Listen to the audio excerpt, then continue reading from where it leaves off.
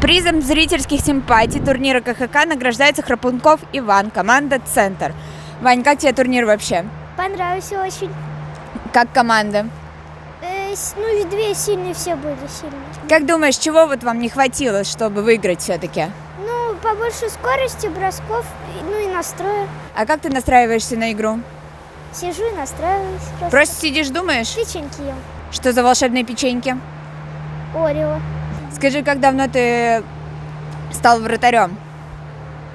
Ну, полгода где-то стою. А кто тебя вообще в хоккей привел? Папа с мамой. Так, скажи, у тебя есть вообще кумиры в мире хоккея? Есть. Кто?